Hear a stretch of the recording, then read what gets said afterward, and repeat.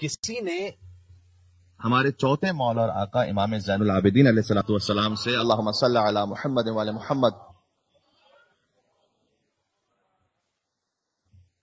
شکایت کی کہ مولا مہنگائی بہت زیادہ ہے آج اور قیمتیں بہت بڑھ گئی ہیں. اس نے کہا اجناس کی قیمتیں بہت زیادہ بڑھ گئی ہیں.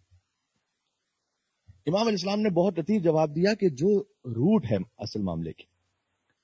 امام علیہ السلام نے اس سے کہا کہ دیکھو ہمیں اس حوالے سے فکر کرنے کی کیا ضرورت ہے. یعنی کیا مطلب؟ یہ نہیں کہنا چاہ رہے امام کہ آپ کوشش نہیں کریں گے, آپ رزق کی تلاش کے لیے اہتمام نہیں کریں گے, وہ تو کریں گے. لیکن امام اسلام نے کہا کہ مجھے یہ بتلاؤ کہ جب اجناس کی قیمتیں کم تھیں, یعنی بال فاضل اگر آج کی زبان میں اگر میں ترجمہ کروں تو انفلیشن کم ہے, تو اس وقت تم خود اپنا رزق کماتے ہو یا اللہ تمہیں دیتا ہے؟ تو یہ کیوں سمجھتے ہو کہ جب مہنگائی زیادہ ہوگی تبھی اللہ سے رزق مانگے تو وہ دے گا؟ جو اللہ مہنگائی کم میں رزق دے رہا تھا وہی اللہ مہنگائی زیادہ میں بھی رزق دے گا.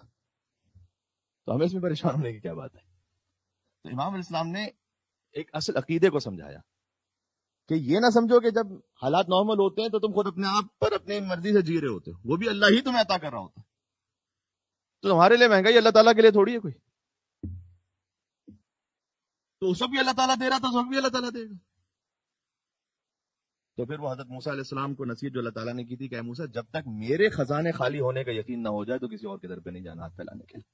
ایک مل کے اور صلوات بھیج دے محمد و آل محمد پر. اللہم صلی علی محمد و آل محمد.